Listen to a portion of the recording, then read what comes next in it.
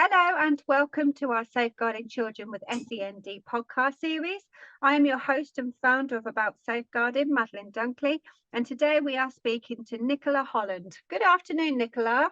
Good afternoon. How are you? I'm good, thank you. Would you like to tell us a bit about yourself and your school?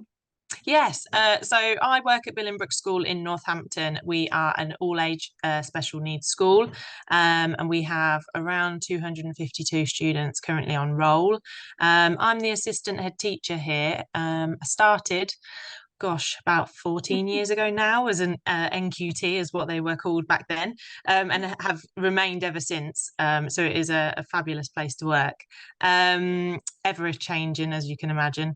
So within my role, online safety lead, I'm designated teacher for children in care, I'm a DSL, I'm also CPD lead and part of the quality of education team.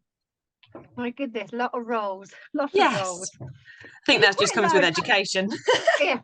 Oh yeah, it does. You're quite a large school really for a special school, aren't you? Yes, we are. Yeah. So I think we're actually one of the largest in the county. And we have, like I say, from age 4 to 18. So it really allows us to get to know a lot of our students and a lot of the families and carers that work with us. Because obviously if they come in at the age of 4, they have the opportunity to stay with us until they're 18. So we become a huge part of their lives and they become a huge part of ours as well, and the community around. So in that respect, it is it's really powerful, I think, especially like with the topic we're talking about in terms of safeguarding, because you do get to know the students and, like I say, their families and the team around them really well because of that. And what kind of needs do you look after at your school? So we've got children with autism, we've got ADHD, we've got children who have sort of just a global developmental delay. We have a couple of students with hearing, with visual.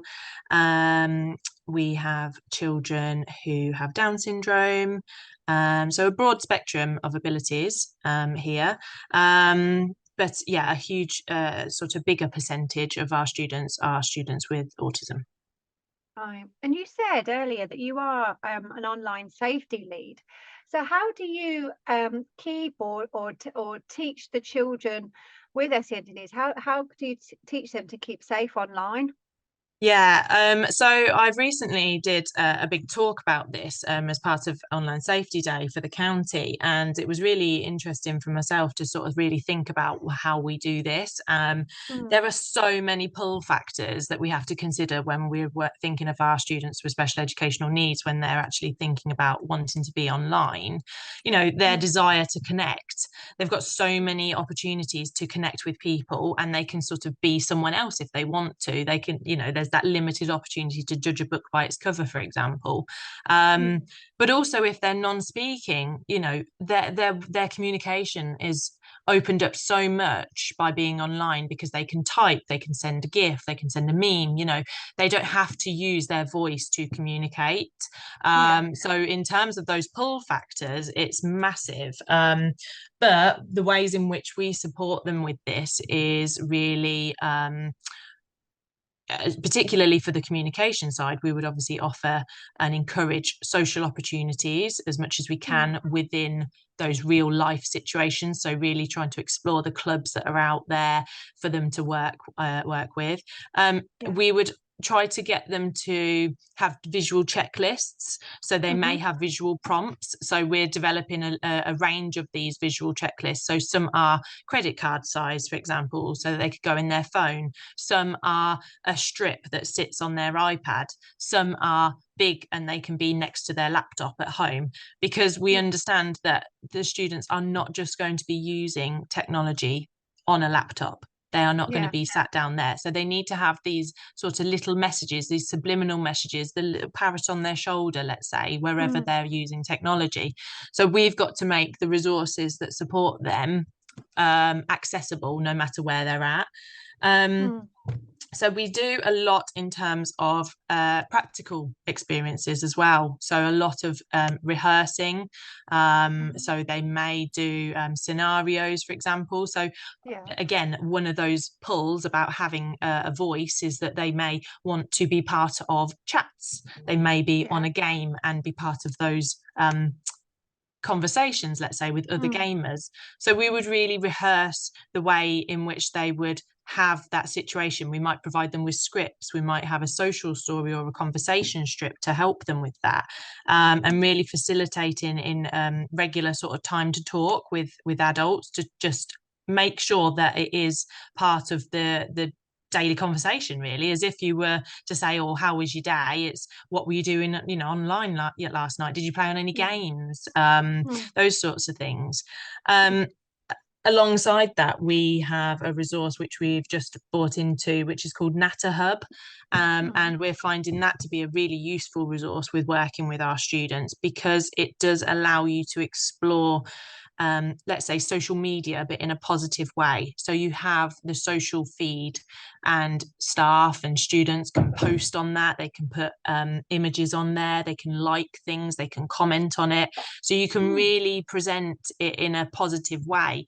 And you can also have fake profiles. So a member of staff could click on one of the fake profiles, let's say, and maybe put a Yeah. question up, such as, oh, should we meet up tonight? Like, where do you live? And if Yeah. people then start to respond to that, you can actually then enter into a discussion as to, would we actually share that information with somebody that we don't know? And, so it's a real practical way in which to address some of the like I say, the social media side, but it also allows the lessons in which they're being taught online safety to either be teacher led or natter led. So the Yeah. students can work at their own pace as well. So they're doing natter led lessons. So it might be that they can then move at their own pace of learning rather than it needing to be a whole class or a whole group situation. There's opportunities for the students to have the slides and the activities mimicked on their own devices as the teacher's Yeah. doing it, and they can chat. So if you've got students who are non-speaking or who are passive learners, let's say, Mm. and don't necessarily want to speak in front of other people, they can still contribute. So they can give their voice through the chat function. So we've found that to be really powerful for the phases that that's working with. Alongside that, we're doing a lot with regards to our parents, and I think Yeah. empowering parents is Mm. a massive part of working with students with SEND. Yeah. So we have the National Online Safety, Mm-hmm. which provides free membership for our parents, and as well as part of our membership. So then they can access courses, webinars, quick guides, and it's sort of a good point of reference. Yeah. Another thing that we do is we also run online safety surgeries. Yeah. So during Parents' Evening, for example, I will be available, so that if there's anybody who needs my help to set up resource, their phones maybe, or who has Yeah. an issue or thing, then they can actually have that. One of the other things that we've then done is making things very much on demand. So our school website has a direct link to allow them, parents and carers, to email through any concerns to me directly. So if Yeah. they're middle of the night, they wake up and they're worried about something that their child is doing online, they Mm. can then go to our school website and fill out a form, and that sends a direct email to me, and then I'll be able to help them and support anything with that. And then we've made some of our training as well for our parents available on demand. So CEOP, I'm a CEOP ambassador, so I've Yeah. got use of their materials, Mm. and then that means that so I've used the Ask the Awkward program that CEOP run, and I've put that as a bit of a presentation with me doing a bit of a video alongside it, and we've uploaded that to a private sort of YouTube channel for our parents to access, so that they can then go through that at a pace that is convenient to them, because we understand Yeah. I'm not always going to be available at a time they're going to be available. I could put Mm. on training in the day, but they may be at work. So it's Yeah. about making it accessible. And once they've Mm. maybe done something, they can then obviously come in contact with myself. They can phone through, you know, that I can do follow-ups with them, but it's just trying to allow that information to be readily available, I think, in that respect.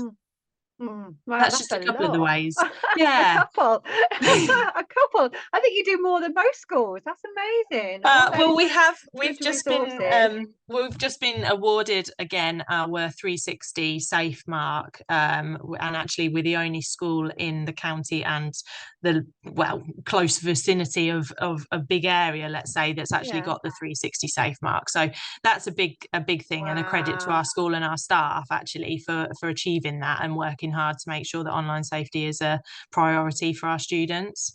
Yeah, no, I think that's amazing. I think you may have a couple of people contact you after hearing about what Oh, I'm by all means, please do. We've just set up a special educational needs network for online safety with Yeah, schools in the county, and that's yeah. allowing us to share that outstanding practice, you know, amongst each other as colleagues, and sort of thinking, okay, well, if you've got this situation, what would you do? And you know, how can we use the resources that are out there and making sure that everybody's got a voice. So Mm. we've just set that up as a school network. So by all means, people want to get in touch, they are welcome to. Even if they are out of county, Of because course, we will yes. cover across the whole country. So if people No, do start definitely. The contacting you, more, that's okay. yeah, no, definitely. You know, No, the that's I think the more we amazing. can talk about these things, the more we can learn Absolutely. from each other. That's got to be a good thing, hasn't it? Absolutely. And is it just on special schools or is that for mainstream as well? Currently, it's just for special schools because we Yeah. felt that that is an area that there is a massive gap in Mm. supporting online safety within special educational needs. Yeah. We find that a lot of the training and a lot of the courses that are out there are obviously pitched at mainstream schools, and Yeah. so actually it's about, no, we need to get together as a collective of special educational needs practitioners and talk about the issues that we're facing and actually the additional vulnerabilities and additional problems that our students may be facing with these bigger issues, Yeah. and sort of just trying to then think, okay, well, has anybody been on training that actually meets the needs of our students? Okay, let's all try and then get some representatives on that, or if Mm. not, what do we need to learn from each other? You know, what experiences have we had Yeah. and how can we learn about that? Yeah, definitely. Well, there you've said it. So if you are a special school, get in contact with Nicola Holland at Billing Brook School for some more advice around online safety. You do a lot, and I think it's really amazing, especially with how vulnerable our SEND children can be. So Yes. thank you on behalf of all Oh, those you're children. That's welcome. amazing. So if we talk a bit more about the communication, you talked a lot there. So in your school, do you create like opportunities for children to communicate their concerns, not just online? You spoke about that a little bit, but is there like other things you put in place for them? Yes, definitely. I mean, communication is a massive thing for us as a school, and it's being a big curriculum driver for us, Mm. ensuring that our students do have a voice and making sure that, you know, whatever they need to say, they can be heard and saying. And obviously, when it comes to safeguarding, that is massive, Yeah. and it's very important. So we have a lot of ways in which our students would be able to communicate with us. Like I've already said, the fact that we Mm. know our students very well, Yeah. that really helps, and that actually there's staff across the school that will know the students, and so Mm. you know, you can put those pieces of the jigsaw puzzle together quite quickly, because different members of staff will be reporting similar things, and we use My Concern as a reporting system in school, so that allows a chronology to be created regarding any concerns that we have on our students, Mm. and so that knowledge and the families of the knowledge of the families, the children, everything can be quite quickly pieced together, which is very useful. Mm. And then within that, we would obviously use a lot of communication aids. So we have communication boards, for example. Mm. We would have opportunities to do drawing and talking with some Yeah. staff. So opportunities not having to always use words to verbalize maybe something that's Yeah. happened. They can actually use their pictures, they could use drawing, they may use play, for example. They may use typing. So they might type it out. So we use maybe Clicker, for example, or they may use just a Word document and able to type it for us. We would use dictation tools as well. So actually, if a child felt more confident in using a voice recorder, for example, then they might be able to do it that way. But we also, alongside that, do a lot in terms of protective behaviours. So we run protective behaviour sessions with our students, but we might also deliver them as small group and class group activities as well. So alongside our RSHE curriculum, there will be lot of work being done to allow the students opportunity to communicate any concerns that they would have. We do have safe, obviously our classrooms and our school is a safe space just in general, but there would be designated spaces in which they can then also talk with potential staff members that they want to talk to in a quieter environment, let's say. So throughout, those lines of communication are really kept open. Obviously, a lot of our students come in via transport as well, so that can be a bit of a difficulty when it comes to parents also wanting to speak to us. But we often have a lot of real great conversations with parents. It might be via Teams, it might be via phone calls, it would be parents' evenings, which we would run 2-3 times a year. We will have on obviously our annual reviews. We have time to talk sessions where we will invite parents in regularly throughout the term to that might be to speak with professionals, for example. It might be that we have the nurse in, it might be that we have a sleep solutions team in. So we have that opportunity to speak with the families and the parents as well as the students, because I think that's really important that because it's not always that the student's going to allude to a safeguarding concern, for example. No, not at all. And you touched on the parents there as well. I'm assuming, and I may be wrong, that sometimes special needs can run through the family, can't it? Yes. So do you have, how do you support those families, those parents who have needs themselves? Yeah, and like you say, it's very important. And yes, we may have parents who have additional needs. So I think it is having that real open door policy, and like we say, getting the parents into the school is really important, because a lot can be misinterpreted through email, for example, or we may have parents who don't access the technology, or who may not be able to read, maybe, or they're not English speaking, for example. So it's about having that face-to-face communication with our parents, which is really important. So allowing them to come in, arranging meetings, having we have a family support worker who actually will run a lot of those meetings, and then we have a part of our Compass team, so it's sort of like a pastoral support team that we have, a lot of staff who will then dedicate their time to having those face-to-face meetings with parents, whether that is that they've just come in the morning, they've dropped their child off and they need 5 minutes with you. Right, let's go and make that time. Or it might be that actually we need to set a dedicated hour or something to have that. Or maybe we've got a group, we've done Solihull approach with a group of parents. So we were able to run a series of training sessions, and that became a real nice network of parents that were then able to talk and meet and work, with each other. So the vision behind sort of our time to talk sessions as well is that we can allow parents to come in, have a cup of tea, talk about their lived experiences, talk about the stresses and the challenges that they're facing, but at the same time be provided with some information that may allow them to know or be upskilled in a certain area that becomes from their child's needs. So yes, we have our parents who may need or have additional needs, but the lines of communication are there for everybody, and we will adapt and meet the needs of the parents as much as we would meet the needs of the students. I would hope we do anyway. So you mentioned the Solihull approach earlier. What's that?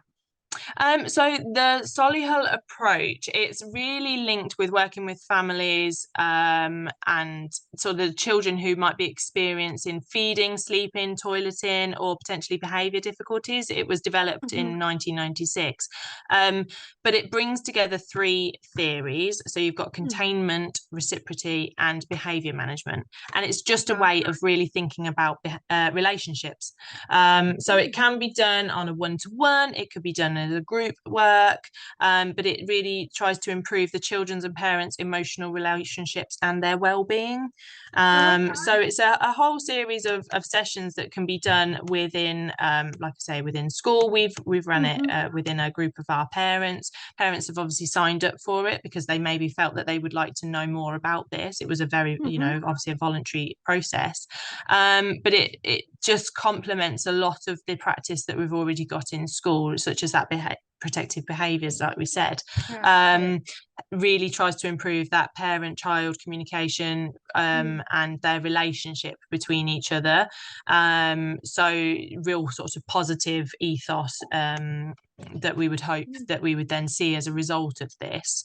And it links in with a lot of the student support, sort of the professionals that may be working with those families as well. So actually you can draw in from maybe like the PEDS team, the sleep right, the CAMS, if they've got involvement from them, and really try to see how we can actually then sort of develop that to be a much more holistic approach, and actually making sure that everybody is working with the same things.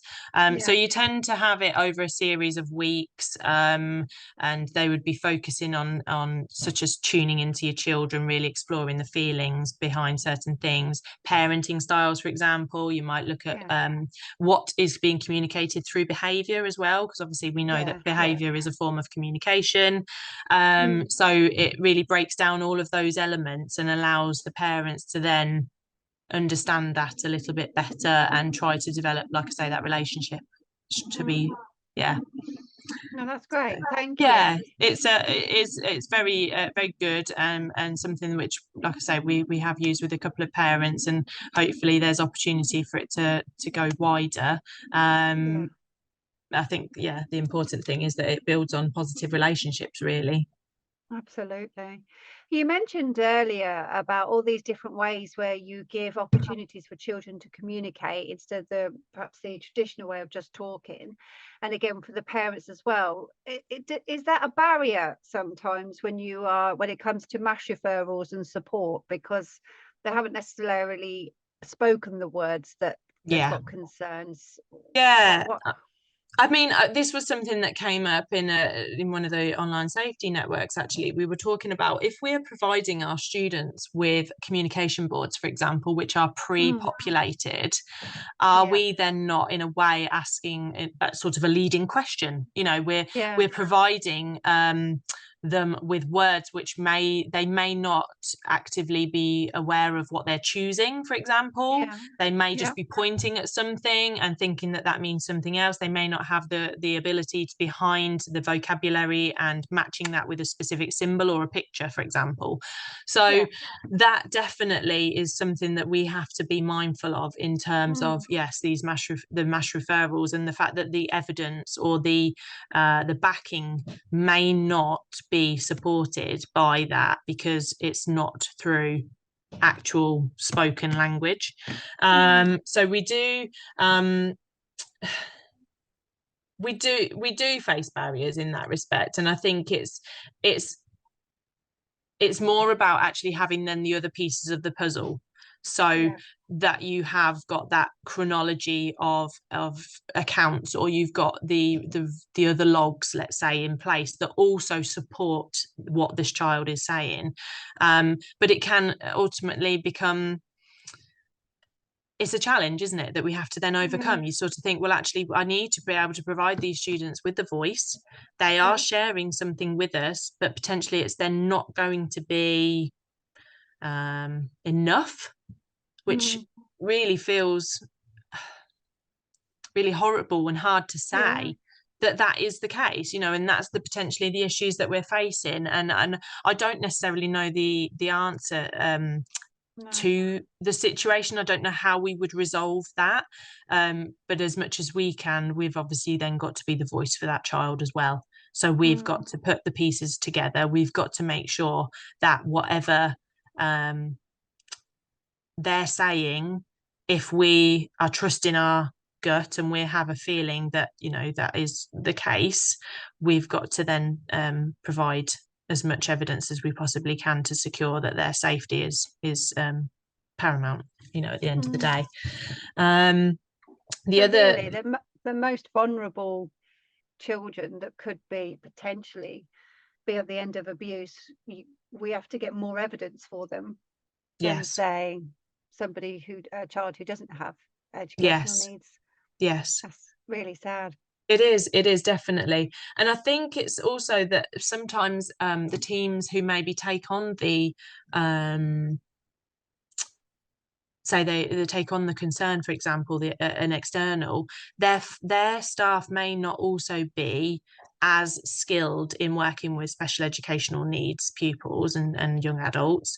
And so then their questioning or their lines of questioning after this may not be effective in drawing out the rest of the pieces of the puzzle. Does that make sense? So if we had, Yes, yeah, if they made a disclosure, for example, and it needed police involvement, for example, are we secure in knowing that the police would be able to then ask the questions correctly to those students to get the rest of the information? yeah.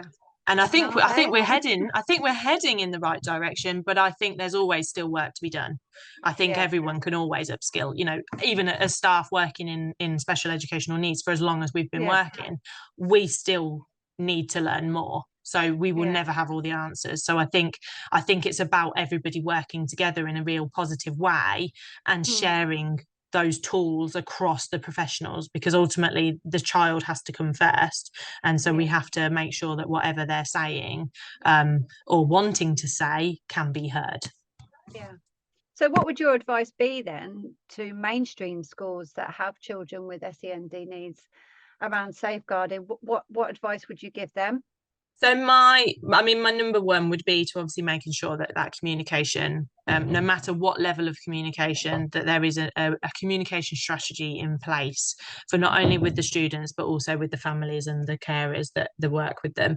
And that might be that you need to think about drawing. You might need to think about play therapy. You might need to use Lego, for example. You know, Mm, Lego therapy is a brilliant way in which to develop conversation skills, because everybody has to have a role within that setup, but it also then provides a safe remit in which for other conversations to happen.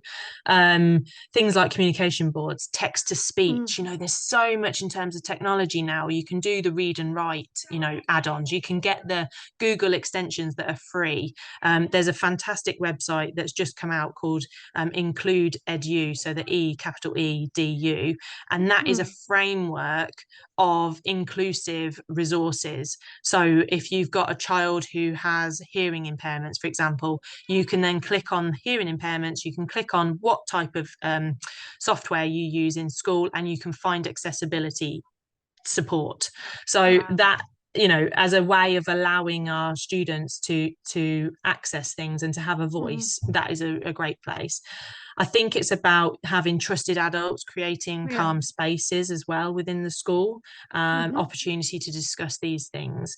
And then having that open lines of communication with parents as well, and developing those mm, relationships, get them in school, you know, open your doors to parents and their families, having those whole school events or having them into class so that you can work with them, and doing the parents' evenings, and bringing back those face-to-face elements. I think obviously a lot mm, of that has got lost over the last yeah. 3 years, and you know, with the pandemic and such. And I think schools, we're getting back into it, and I think that has done a lot in terms of supporting relationships and allowing safeguarding to be promoted. Mm, I think it's also then making sure that you take time to observe the pupils regularly. So if you've got students with special educational needs, taking a step back sometimes, and using the team around you to actually observe and watch the children, because so much will be communicated yeah. through not words. You know, communication is based on 7% of actually what we say. You know, the rest of it is tone of voice or the body language or mannerisms and such. So we can't put so much, we don't need to put on, I don't understand why we always put so much emphasis on the words that are used, because actually communication can be done in so many other ways. So it's taking the time to allow staff who work with those children to actually observe them, to just notice and really create an in-depth pupil profile of the students. And like we said, with supporting for online safety, you know, just being aware that it does need to be treated as if meeting in person now, because the online spaces are no different to going to the cafe, to going to the shop and meeting people. And actually a lot of, you know, nowadays a lot of relationships start online, and you know, so the ways in which the world has changed with regards to online conduct has massive pull factors for students with SEND, and we need to be aware of that, but we need to be talking about it, and talking about it with the children, and talking about it with the families and the parents and the carers, because the more we talk about it, the less scary it can be. Absolutely. Yeah, so I agree with you there. So instead of saying to children, no, don't go online, it's just about working with them, isn't it? And their definitely families. Yeah. And bringing it into your lessons. You know, there are ways in which we can use these resources in a positive way. We can use social media in a positive way. A lot of schools use social media now to communicate with families and parents, and there are pros and cons behind all of that, and it's making sure that, you know, whatever, if you are communicating, that you're aware of the fact that if you've put photos on there, they are then owned by, you know, Facebook, for example, and could be used anywhere. But it's allowing that line of communication to happen, but showing it in a positive way, rather than always going for the negating of it, and sort of saying, don't go on there. Because as soon as you say don't go on it, you're basically saying, oh, well, why not? Why should I not go on it then? You've sort of then opened up a way of wanting to. So if you say, right, this is out there, let's explore it, let's learn about it. One of the things that some of my students in my mountains phase, which is my Key Stage 4, and I'm hoping to be able to go a bit more viral with this, they are actually creating podcasts themselves linked to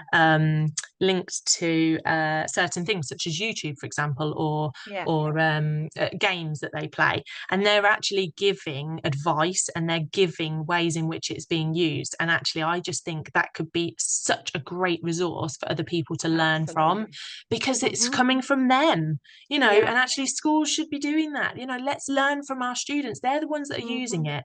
Let's get them to talk about what the pros and the cons are of using this. Let's get them to talk to their younger students in the school. You know, get your older ones to create something that talks about these things, and let's do some peer learning, because actually that's going to be such a great way in which to upskill not only each other, but also the staff, you know, the families, the parents, because you get an insight into why they're using these platforms.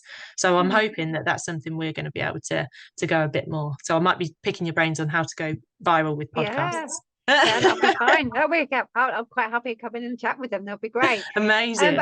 But I think also, you know, the children are the ones who are up to date with all the online social media stuff. You know, they're the ones who are living and breathing it all the time. So I think it's a great idea. They're the ones who gives advice around it to other children. Definitely. Yeah. Right. I've got some quick fire questions for you. Are you ready? Okay. So what are your top 3 non-negotiables when it comes to safeguarding? Okay. I would say listen. You need to make sure you listen, and that's not always just listening to the words, as I've expressed. It needs to be listening to everything with regards to communication. Build the picture. So really drawing on all of the people that work with it, the pieces of the puzzle. Have we noted a little concern here, a little concern there? Build that picture so that you've got a very thorough picture, I suppose, to look at, and ensuring that everyone's got a voice. That's got to, again, it's got to be up there with one of my non-negotiables, because if we aren't empowering our students and our young people to speak out about things and giving them the tools in which to do so, then we are not doing our job. And to be clear, speaking out doesn't just mean talking. And No, I think definitely that not. Definitely is, not. yeah.